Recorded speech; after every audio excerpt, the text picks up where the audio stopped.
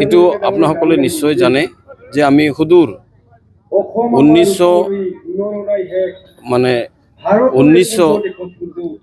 1979 চনলৈকে আমি পিছুৱাই যাব লাগিব। 1979 চনৰ 10 ডিচেম্বৰ তাৰিখটোত অসমত তেতিয়া election commissioner chief election commissioner SL চাকধাৰ ডাঙৰীয়াই অসমত যি নিৰ্বাচন আয়োজন কৰিছিল লোকসভা নিৰ্বাচন, সেই নিৰ্বাচনক অবৈধ নিৰ্বাচন হিচাপে আখ্যা দিছিল অসমৰ জনসাধাৰণে আৰু এই নিৰ্বাচন বন্ধ কৰিবৰ কাৰণে দাবী উত্থাপন কৰিছিল। কিন্তু তেতিয়াৰ কংগ্ৰেছ দলৰ নেত্ৰী আবিদা বেগম ডাঙৰীয়ানী তেওঁ বৰপেটা লোকসভা সমষ্টিত নমিনেশ্যন দাখিল কৰিবৰ কাৰণে তেওঁ আহি উপস্থিত হৈছিল 9 ডিচেম্বৰ তাৰিখৰ সেই সময়খিনিত।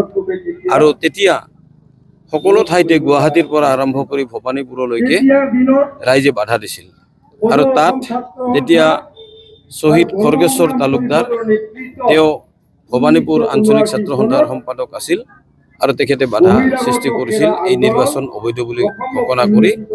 আৰু তেতিয়া KPS গিল ডাঙৰীয়া অসমৰ IGP আছিল আৰু তেওঁৰ নেতৃত্বত KPS গিলৰ নেতৃত্বত আমাৰ খৰ্গেশ্বৰ তালুকদাৰ ডাঙৰীয়াক হত্যা কৰা হ'ল আৰু তেখেতে শেষ নিশ্বাস ত্যাগ কৰিলে 10 ডিচেম্বৰ তাৰিখে।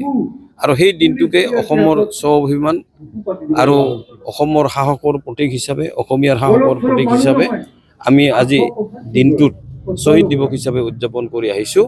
কিন্তু আজি এই 860 গৰাকী শ্বহীদৰ স্মৃতিত এটা শ্বহীদ উদ্যান ক্ষেত্ৰ অসম চৰকাৰৰ নেতৃত্বত নিৰ্মাণ কৰি উলিয়াইছে আৰু সেই শ্বহীদ ক্ষেত্ৰ আজি উদ্বোধন হৈছে আৰু ই অসমৰ ত্যাগ আৰু সাহসৰ প্ৰতীক হিচাপে অসমীয়া জাতিক প্ৰেৰণা দি যাব। এইটোৱে শ্বহীদ দিৱসৰ আজি তাৎপৰ্য। ধন্যবাদ। জয় আহোম।